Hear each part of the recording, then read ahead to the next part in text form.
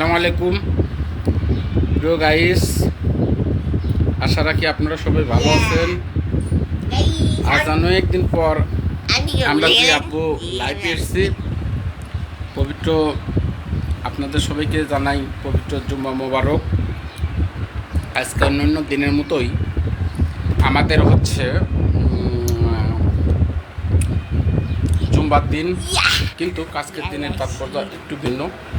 কারণ 12ই রবিউল আউয়াল উপলক্ষে এই জুম্মাটা ছিল গুরুত্বপূর্ণ। যাই হোক, আমরা দুই আব্বা এই আমার সাহেব আব্বা আজ প্রথম তার লাইফে একা একা মসজিদে গেছে। একা একা তার মসজিদে গেছে, সে তার জীবনের প্রথম উদ্দেশ্য সে নাকি বড় হয়েছে।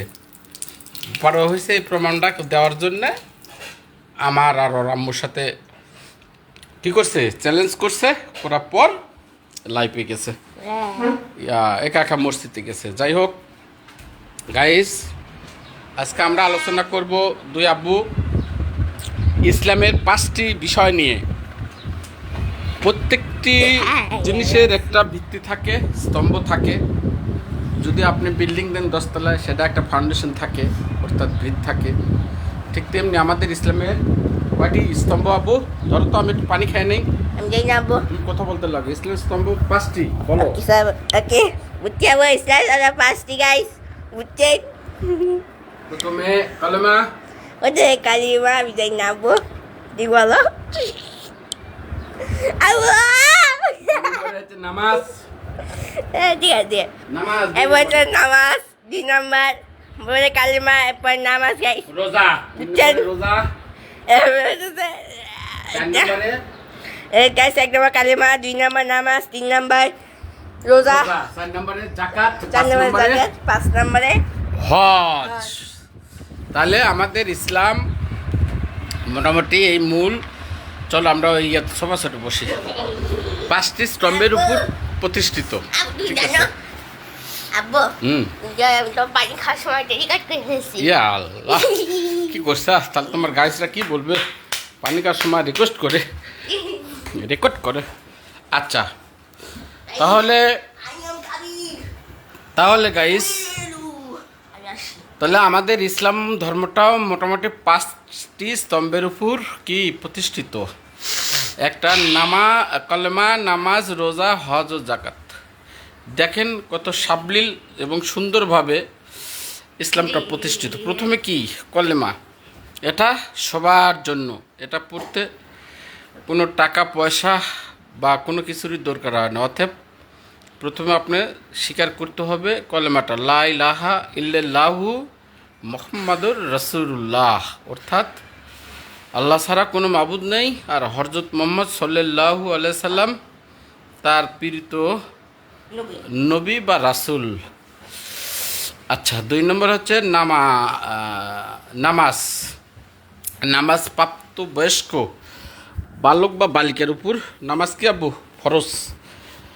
তবে গাইস, একটা কথা সবসময় বলা হয়েছে, অনেকে মনে করে নামাজ পড়লেই বেহেশতে যাওয়া যাবে না। এটা চিরন্তন সত্য কথা না, এটা মিথ্যা কথা। আপনি নামাজ একটা মাধ্যম। যতগুলো আল্লাহর ইবাদত আছে, এই ইবাদতগুলোর মধ্যে নামাজটা একটা একাগ্র চিত্তে আল্লাহর কাছে যাওয়া যায়।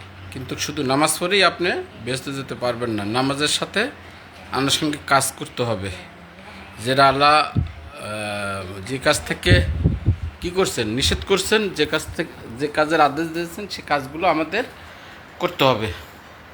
তারপরে হচ্ছে কি আব্বু? রোজা ইসলামের 5টি স্তম্ভের মধ্যে রোজা একটা অন্যতম স্তম্ভ। বছরে একবার আমাদের মাঝে আসে রমজানুল মোবারক। সেই রোজাটা আমাদের দায়িত্ব অনেক গুণ বেড়ে যায়। আমাদের সাধনার মাস, সংযমের মাস হচ্ছে রোজা। ওকে, বুঝছি। তারপরে আছে হচ্ছে আব্বু জাকাত। যাদের বাৎসরিক খরচ বাদে গচ্ছিত কিছু, অর্জিত কিছু টাকা উদ্ধৃত থাকে, তাদের জন্য জাকাত ফরজ। তাহলে নামাজের সাথে সাথে আপনি ধন সম্পত্তির মালিক হলে জাকাত দিতে হবে। যদি না দেন তাহলে আপনার ইসলাম পরিপূর্ণ হবে না। তারপরে আছে হচ্ছে হজ। সর্বশেষ স্তম্ভ হচ্ছে হজ।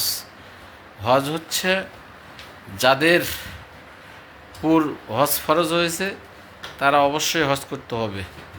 যদি হজ না করে তাহলে তার ইসলাম অসম্পূর্ণ থেকে যাবে। আপু টাকা না থাকে তখন, আব্বু টাকা যদি না থাকে হজ করা তখন তাহলে তার উপর হজ ফরজ না, তুমি পড়লেও হবে না। আল্লাহ তো ইসলামকে এই জন্য সহজ সমাধান দিয়ে দিয়েছে আব্বু। তখন হচ্ছে হজ করা তোমার লাগবে না। আল্লাহ জানবে যে তুমি হজ করার সামর্থ্য তোমার ছিল না, জাকাত দেওয়ার সামর্থ্য ছিল না, তবে কলমা পড়তে হবে, নামাজ পড়তে হবে, রোজা রাখতে হবে। ঠিক আছে আব্বু? আচ্ছা, এখন মূল কথা যে জন্য আসা সেটা হচ্ছে এই 5টা স্তম্ভ ঠিক আছে, কিন্তু আপনি যদি 5টাই অকপটে করেন, কিন্তু ইমান, মূল ভিত্তি হচ্ছে আপনার ইমান। আপনার যদি ইমান না থাকে তাহলে আপনি কখনো পরিপূর্ণ মুসলমান হতে পারবেন না। তাহলে ইমান কি? ইমান হচ্ছে বিশ্বাস স্থাপন করা। আব্বু, আমি আল্লাহ যা বলেছেন, আল্লাহ যা করেছেন এবং হযরত মুহাম্মদ সাল্লাল্লাহু আলাইহি ওয়াসাল্লাম আমাদের নবী সাহেব যেগুলো পালন করতে বলেছেন, এইগুলোকে অকপটে বিশ্বাস করার নামই হচ্ছে ইমান। আপনি নামাজ পড়লেন, রোজা রাখলেন, জাকাত দিলেন, হজ করলেন, কিন্তু আপনার কি ইমান মজবুত নেই, অর্থাৎ আল্লাহর সৃষ্টির কালো কেন যে কোনো, তোমার যে অসুস্থ হয়েছিল, আল্লাহর সৃষ্টির যে কোনো একটির উপর যদি আপনার বিন্দু শস্য দানা মাত্র যদি ইমান অসম্পূর্ণ থাকে বা সন্দেহ আসে আল্লাহর সৃষ্টির উপর, তাহলে আপনি কাফের। ঠিক আছে আব্বু? তাহলে সব কিছু সঠিকভাবে পালন করলেও আপনার কি থাকতে হবে? ইমান থাকতে হবে। আব্বা, নেট আছে কি না আব্বু? এটা কি ফলো করা হয়েছে আমাদের? নেট আছে আছে? আচ্ছা, আব্বু একটা ঘোষণা তাহলে দিয়ে আব্বু বলো। আমি একটা ঘোষণা দিয়ে দিই। দাও। এই শুনেন, আমি রাত্রেবেলা একা আসবো লাইভে। আচ্ছা, বুঝছেন? কে ভাই? আর এসব ডেডিকেট ভাবে বলবো আমি কবে থেকে যেগুলো ভিডিও দেবো, কবে থেকে আমি লাইভে আসবো, নাকি প্রতিদিন আমি লাইভ করবো নাকি করবো না, এইসব বলবো আমি।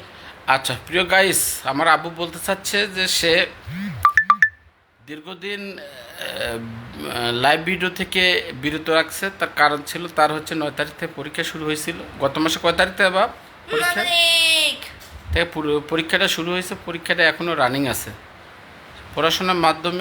পড়াশোনা নিয়ে ব্যস্ততার কারণে সে সঠিকভাবে আপনাদের সামনে লাইভ নিয়ে আসতে পারতেছে না।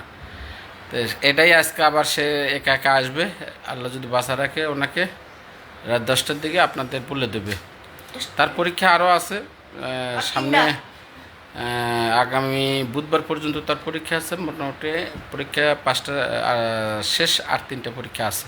5টা না আব্বু, দাঁড়াও 10টা মতো শেষ। আচ্ছা, সেই 9টা আর 3টা না, হ্যাঁ। 9টা হলো। আচ্ছা, তার মানে 6টা শেষ আর 3টা আছে, 9টা। তাহলে পরীক্ষাগুলো শেষ হলে সে যথারীতি আসবে। আর আমিও গাইস দীর্ঘদিন আসলে আসা হয় নেই, অনেক সময় কাজকাম করে ক্লান্ত হয়ে পড়ি, আবার মুভমেন্ট ঠিক মতন থাকে না, এসব কারণে হয়তো আসা হয় না। তো যাই হোক গাইস, আমরা আজকে যেটা আলোচনা করলাম পবিত্র জুম্মার দিনে নামাজ শেষে 2 আব্বু, সেটা হচ্ছে ইসলামের 5টি স্তম্ভ নিয়ে এবং সেই সাথে ইমান নিয়ে আলোচনা করলাম।